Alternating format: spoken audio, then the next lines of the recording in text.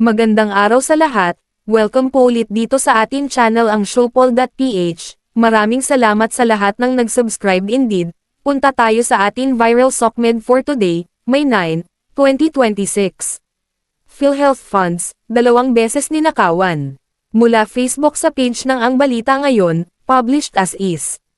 Parang 2 beses tayong ninakawan.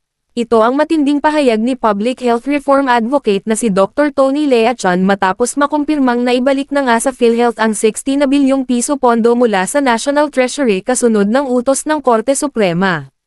Sa kanyang inilabas na statement na pinamagatang, Double Jeopardy in Public Health Finance, Why Rectus PhilHealth Transfer Demands Accountability, iginiit ni Lea Chan na tila, dobleng pasanin, umano ito sa publiko dahil ayon sa kanya, ang parehong taxpayers din umano ang sumalo sa naging epekto ng paglilipat at pagbabalik ng pondo. The 60 billion pesos diversion from PhilHealth reserves is not only unconstitutional, it is a double blow to the Filipino people. Ang paglilipat ng 60 na bilyong piso mula sa PhilHealth reserves ay hindi lamang unconstitutional, isa rin itong dobleng dagok sa mamamayang Pilipino. Ayon kay Lea Chan, unang nailipat noon ang tinatawag na excess funds ng PhilHealth sa National Treasury, bago kalaunang ideklarang unconstitutional ng Supreme Court ang 60 na bilyong piso sa naturang transfer.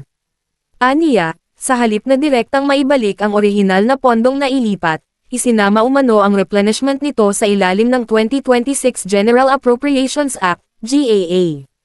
In effect, taxpayers are asked to pay twice, once when the funds were siphoned off, and again when the Treasury refills the whole. Parang 2 beses pinagbayad ang taxpayers, una nang kunin ang pondo, at pangalawa nang punan muli ng Treasury ang kakulangan.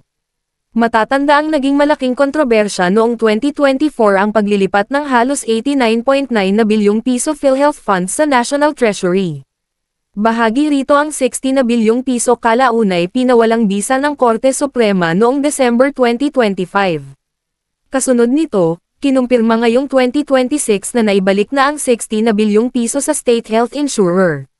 Binigyang diin din ni Lea Chan ang umano'y lost opportunities dahil sa pagkawala ng naturang pondo noong mga panahong kailangan ito ng healthcare sector.